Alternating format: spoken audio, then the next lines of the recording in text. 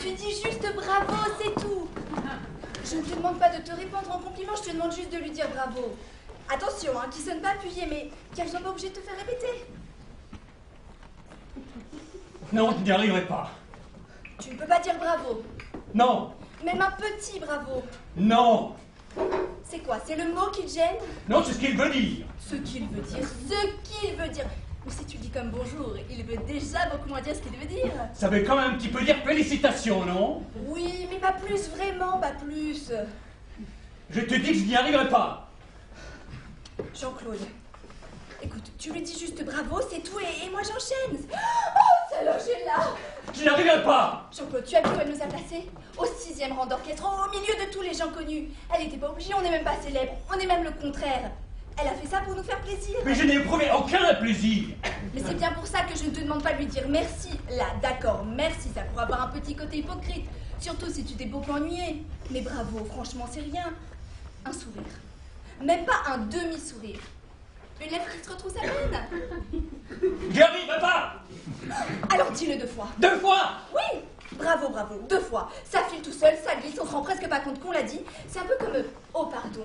Quand tu dis oh pardon à quelqu'un, tu n'as pas l'impression de réclamer une absolution pour ta faute. Non, c'est une petite phrase qui t'échappe. Et pourtant, le type sur qui tu viens de renverser ta bière et qui a envie de t'égorger, en t'entendant dire oh pardon, s'apaise aussitôt, comprenant que ce n'est pas un goujat qui lui attachait sa veste, mais un homme bien élevé le devient à son tour en te répondant je vous en prie, phrase dont lui-même ne saisit pas le sens. Sinon, l'idée de se courber main jointe l'ôterait tout envie de la prononcer. Et pourtant, il l'a dit, et vous vous séparez sans guerre ni insulte, prouvant que 10 000 ans de civilisation n'ont pas été vains, puisqu'ils ont réussi à remplacer chez l'homme le réflexe de l'égorgement par celui de la courtoisie. Et c'est pour ça, Jean-Claude, que j'aimerais que tu dises un petit bravo à Simone, juste pour qu'elle ne pense pas que mon mari a échappé à la civilisation. Est-ce que tu Mais qu'est-ce qui te prend à parler comme ça sans t'arrêter? On vient de passer 3h30 à écouter ta sœur parler. J'ai cru mourir. Et toi, tu t'y mets? Mais c'est de la folie. C'est contagieux ou quoi? Si tu penses continuer, préviens-moi. Parce qu'avec toi, ça va pas se passer comme avec Simone, hein? Je sors de ce théâtre. Je fous le camp, je reviens plus. Tu m'entends, Louise? Je fous le camp et je ne reviens plus jamais. Tout ça parce que je te demande d'être poli avec ta belle-sœur.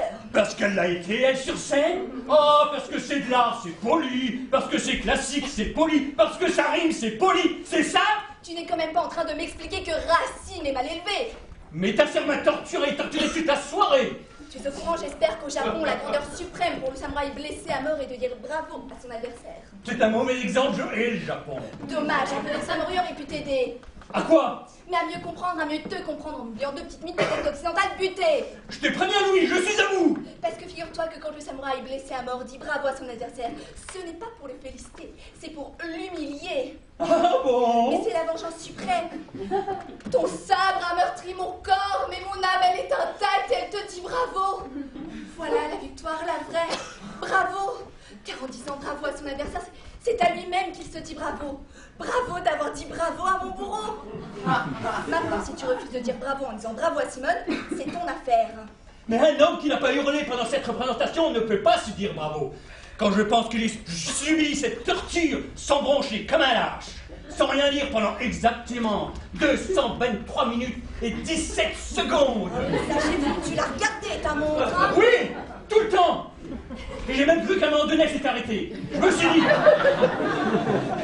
La grâce, elle nous tient. 800 personnes bloquées dans leur fauteuil. Elle nous a bloqué les aiguilles pour que ça dure plus longtemps.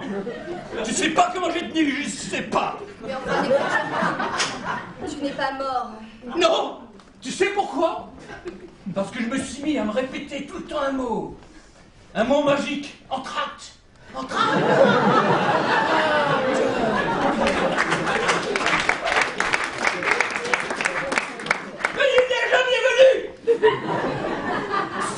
Sans une seconde d'interruption. Tu appelles ça la civilisation? 15 ans d'attente, Jean-Claude, 15 ans que Simone attend d'entrer à la Comédie Française.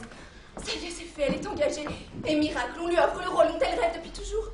Ce soir, pour la première fois de sa vie, elle vient de jouer Phèdre dans le plus prestigieux théâtre d'Europe. Et toi, son beau-frère, tu refuses de lui dire bravo? Mais qu'est-ce que tu es devenu? Un animal? Phèdre. pour la première fois de sa vie. Mais tu te fous de moi ou quoi? Et le jour de notre mariage, là on a déclamé un morceau comme ça en plein milieu du repas. Même qu'après, les enfants ont pleuré.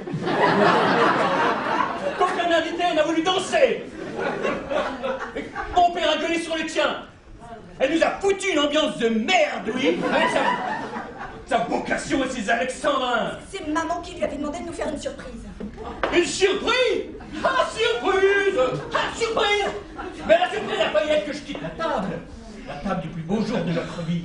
Quand je pense qu'il fallait vraiment que je t'aime pour rester là 20 minutes, le couteau planté dans le gigot, pendant que ta sœur là, déclamait sa poésie là, en se caressant les mamelles. Et aujourd'hui, elle remet ça, et la totale en menace. Et tu voudrais que je lui dise merci à cette grosse vache? Jean-Claude! Quoi, Jean-Claude? Elle a quand même pris 20 kilos, ta sœur. C'est humain. C'est l'angoisse d'attendre ce rôle. Forcément, 15 ans d'angoisse, elle a compensé. Mais franchement, c'est pas ce qui compte. Ah bon, c'est pas ce qui compte. En tout cas, quand on est en toge, ça compte quand même un peu. Pourquoi t'es venu, Jean-Claude? Pourquoi? Mais pourquoi tu m'as accompagné à cette générale? Parce que ça fait 3 mois que tu nous bassines jour et nuit avec la première de ta sœur qu'il faut surtout pas rater. La date du 17 juin est inscrite en rouge dans tous les agendas, tous les calendriers. C'est devenu une fête familiale chez nous. On aura une Pâques, Noël et Père. Et je te préviens que ni ton père ni ta mère ne sont là ici ce soir. Elle n'avait que 2 places pour la première. Mais alors pourquoi ça tombe sur nous? Et oh! Oh.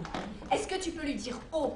Elle sort de sa loge. C'est toi qu'elle regardera le premier, j'en suis sûre. Tu la serres aussitôt dans tes bras et tu lui dis oh. Tu n'as même pas besoin de lui dire fort, tu lui susurres à l'oreille. Oh! Oh.